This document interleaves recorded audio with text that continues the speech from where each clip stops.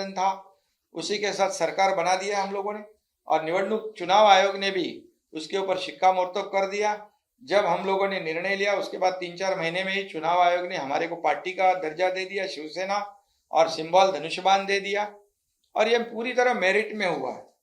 आरोप किसने लगाया उनके ऊपर मैं आज नहीं टिप्पणी करना चाहता हूँ, लेकिन इसके बाद आज का जो निर्णय है, और जब रिजाइन की बात होती है, रिजाइन जब आपके पास बहुमत ही नहीं था, जो अल्पमत की सरकार हुई थी, सब लोग जानते हो, आप भी जानते हो कितने लोग बचे थे। और फिर एक बात कहूंगा कि लोकशाही में ये मेजोरिटी बहुत ही महत्वपूर्ण है, और तभी जाके उनको पता था कि हमारी हार हो जाएगी, पराभव हो जाएगा, और रेजिग्नेशन हुआ है। राज्यपाल गवर्नर महोदय जी ने परिस्थिति का जायजा लेने के बाद निर्णय लिया, और उस निर्णय को भी जायज यहाँ पर ठहराया गया है। और इसीलिए मैं इतना ही आज कहूँगा, शिवसेना बचाने का काम, धनुष्यबाण जो कई वर्षों से बाला साहब ठाकरे जी की भूमिका जो है, आइडियोलॉजी बचाने का काम हम लोगों ने किया है, और इसीलिए जनता ने भी हमें बहुत ही सपोर्ट किया है। और इसलिए मैं फिर एक बार कहूँगा कि सुप्रीम कोर्ट के आज के निर्णय का मैं तहे दिल से फिर एक बार स्वागत करता हूँ और धन्यवाद देना चाहता हूँ। एक एक करो शांति के साथ।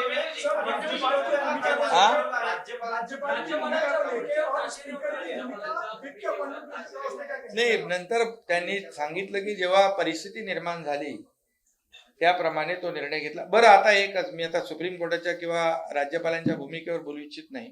परिस्थितीनुसार राज्यपालांनी निर्णय घेतला, त्यावेळेस जर समजा फ्लोर टेस्ट झाली असती आणि पराभव झाला असता, मग राज्यपालांचा निर्णय योग्य होता असं म्हटलं असतं। त्यामुळे परिस्थितीनुसार त्यांनी निर्णय घेतला। पूर्णपणे बहुमत सरकारच्या बाजूने होतं, हेडकाउंट झालं, आपण सगळे साक्षीदार आहात।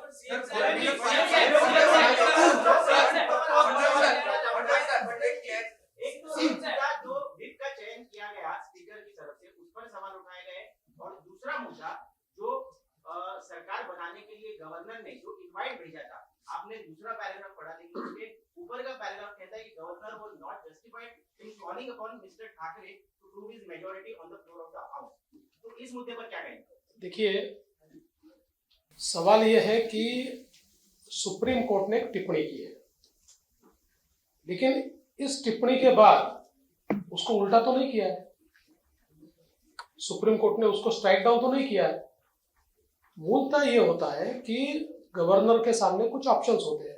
उदाहरण के तौर पर जो एक लैंडमार्क जजमेंट है मुंबई का, उस मुंबई के जजमेंट में सुप्रीम कोर्ट ने यह कहा कि जब भी ऐसी परिस्थिति आती है कि गवर्नर का एक सब्जेक्टिव सेटिस्फेक्शन होता है कि किसी सरकार के पास मेजॉरिटी नहीं है, तो गवर्नर ने एमएलएस की परेड नहीं करना है, उन्होंने फ्लोर टेस्ट के लिए बोलना है। तो हो सकता है कि उसके आधार पर उस समय गवर्नर ने यह निर्णय लिया हो। अब ये निर्णय सही है कि गलत है, ये सर्वोच्च न्यायालय देख सकता है, उसके ऊपर टिप्पणी कर सकता है। कौन सी कंडीशन में गवर्नर ने उसका निर्णय लिया, ये गवर्नर साहब बता सकते हैं। लेकिन मूल रूप से इस बात को आप समझिए कि ये टिप्पणी करने के बावजूद उस निर्णय को या हुए हुई जो प्रोसेस है, स्टेटस को एंटे ये नहीं किया जा सकता।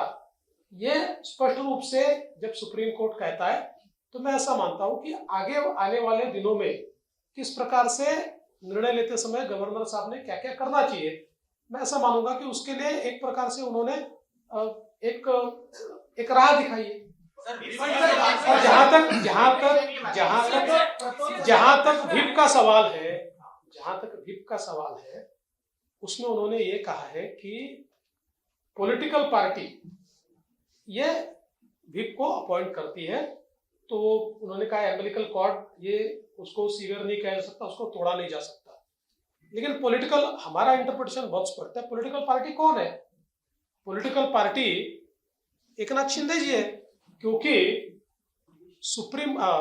इलेक्शन कमीशन ने, हमने जो उनके सामने मांग की थी, उस मांग के आधार पर शिंदे जी की याचिका को मान्य करते हुए पॉलिटिकल पार्टी उनको किया है। और अब इसका फैसला इसका फैसला स्पीकर को लेना है, तो उससे पहले इसके ऊपर डिस्कशन करना ये गलत होगा। अब स्पीकर ये फैसला करेंगे कि उस समय पॉलिटिकल पार्टी शिंदे जी थे या और कोई था। और उसमें मैं थोड़ा ऐड करना चाहता हूं कि जब भी हम लोगों ने ये डिसीजन लिया सरकार बनाने का, उसके बाद 3 महीने के बाद चुनाव आयोग ने तो हमारे को पॉलिटिकल पार्टी का दर्जा दे दिया था। एक चीज और मैं कहना चाहता हूँ, आपसे हाथ जोड़कर निवेदन करता हूँ कि सुप्रीम कोर्ट के फैसले से पहले कई नेता और चंद पत्रकार ये सुप्रीम कोर्ट बन गए थे और उन्होंने कई फैसले सुना दिए थे। तो आप तो सारे बहुत समझदार पत्रकार हो। अब चूंकि निर्णय स्पीकर साहब को लेना है, तो इसलिए उसके बारे में स्पेक्युलेटिव बोलना ये सही नहीं होगा, इसलिए उसके ऊपर सवाल करना ये भी ठीक नहीं होगा।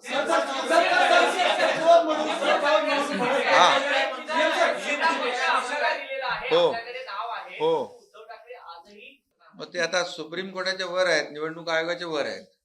आता क्लिअर आहे निवडणूक आयोगाने सिम्बॉल दिलाय आणि हे संभ्रम पसरवण्याचं मी ऐकलं ते. आता ते कोणाला व्हीप देऊ शकतात? शिवसेना म्हणून देऊ शकतात का ते? शिवसेना आम्ही आहोत, धनुष्यबाण आम्ही आहोत. सहानुभूती आता लोकांना, अरे बाबा लोकांची सहानुभूती केव्हा मिळाली असती? तुम्ही भाजप बरोबर सरकार बनवलं असतं तर. तुम्ही कोणाबरोबर सरकार बनवलं? ज्यांच्याबरोबर निवडून आलात, निवडणुका लढवल्यात, बाळासाहेब मोदी साहेबांचा फोटो लावून, आणि बस कोणाबरोबर गेलात? आम्ही तर ते दुरुस्त केलं. लोकांची सहानुभूती उलटी आहे कुणाकडे आहे म्हणून तर लोक आम्हाला प्रतिसाद देत आहेत. यांच्या नियुक्तीवरतीही सुप्रीम कोर्टानं ताशेरे ओढले. आज पुन्हा एकदा नव्यानं भरत गोगावले यांचं प्रतोद म्हणून नियुक्ती करण्याची प्रक्रिया आपण नाही, हे बघा ऑब्झर्वेशन आणि निर्णय, आता त्याच्यामध्ये तोही अधिकार अध्यक्षांकडे दिलेला आहे. त्यामुळे आम्ही तेव्हा कोण पार्टी होती आणि कोण लेजिस्लेटिव्ह पार्टी आणि पॉलिटिकल पार्टी हे निर्णय घेण्याचा अधिकार कोणाला दिलाय? अध्यक्षांना. बरं, मी मगाशी म्हटलं, आताही म्हणतोय, आम्ही निर्णय घेतल्यानंतर 3-4 महिन्यात निवडणूक आयोगाने निर्णय दिला होता की कोण पार्टी आहे, सिम्बॉल कुणाकडे. आणि आज जे शिवसेना म्हणून आम्ही व्हीप देऊ शकतो, हे तर लोकांमध्ये संभ्रम. आता लोक सुज्ञ आहेत, सगळं माहिती आहे त्यांना. आता सरकार पडणार, गडगडणार किती वेळा तुम्हीच दाखवलं ना. आज झालं ना त्याच्यावर शिक्कामोर्तब. हा, सर्वोच्च न्यायालयाने टिप्पणी केलेली आहे की जर उद्धव ठाकरेंनी राजीनामा दिला नसता तर या परिस्थितीत आम्ही त्यांना मुख्यमंत्री म्हणून पुन्हा आणलं असतं. पण घड्याळाचे असं म्हटलेलं नाही, असं म्हटलेलं नाही. असं आहे, असं बिलकुल त्यांनी म्हटलेलं नाही की आम्ही त्यांना पुन्हा आणलं असतं. त्यांनी असं म्हटलंय की आता विषयच येत नाही, त्याच्यामुळे स्टेटस को अँटी होऊ शकत नाही. असं कुठेही म्हटलं नाही की त्यांनी राजीनामा दिला नसता तर त्यांना आम्ही परत आणलं असतं. त्यांनी म्हटलंय की ही सर्कमस्टान्सेसच नाहीये, त्यांनी राजीनामा दिलाय, त्याच्यामुळे याच्यावर टिप्पणीच करायची आवश्यकता नाही. आणि जी मागणी शिवसेनेने पिटिशन मध्ये केली होती की उद्धव ठाकरेंना पुन्हा मुख्यमंत्री बनवा, त्यांना बनवताच येत नाही असं स्पष्टपणे म्हटलंय. त्यामुळे मला असं वाटतं की त्याचं राईट इंटरप्रिटेशन करा, चुकीचं इंटरप्रिटेशन करू नका.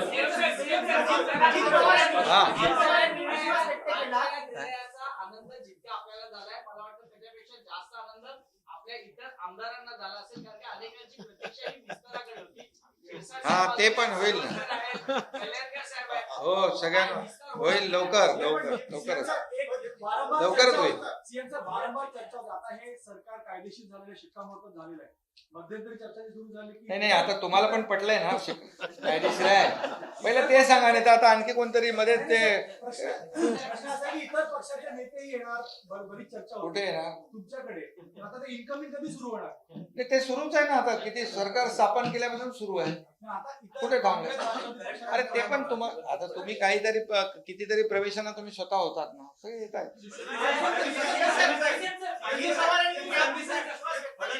सरकारला कुठलाही धोका नाही, त्यांना जास्त विश्वास होता कोणाहीपेक्षा की तुमच्या सरकारला अजिबात धोका नाही, मेजॉरिटी तुमच्याकडे आहे. अजित पवारांबद्दल काय म्हणतात? अजित पवारच नाही, ज्या माणसाला कायदा कळतो अशा प्रत्येकाला हे माहिती होतं की सर्वोच्च न्यायालय अशी कुठली एक्स्ट्रॉर्डिनरी कंडिशन नाहीये की ज्यात कुठलाही डिस्क्वालिफिकेशनचा वगैरे निर्णय स्वतः घेईल.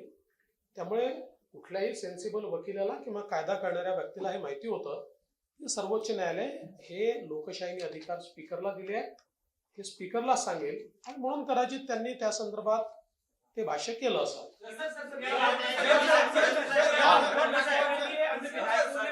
क्या बोले क्या? उद्धव ठाकरे गुट के अन्य विधायकों ने फैसले के बाद आपसे संपर्क किया है आपके साथ जुड़ने के लिए? अरे भैया अभी तो फैसला अभी हुआ है ना, और अभी संपर्क तो अभी उसके ऊपर अभी मैं भाष्य नहीं करना चाहता हूँ.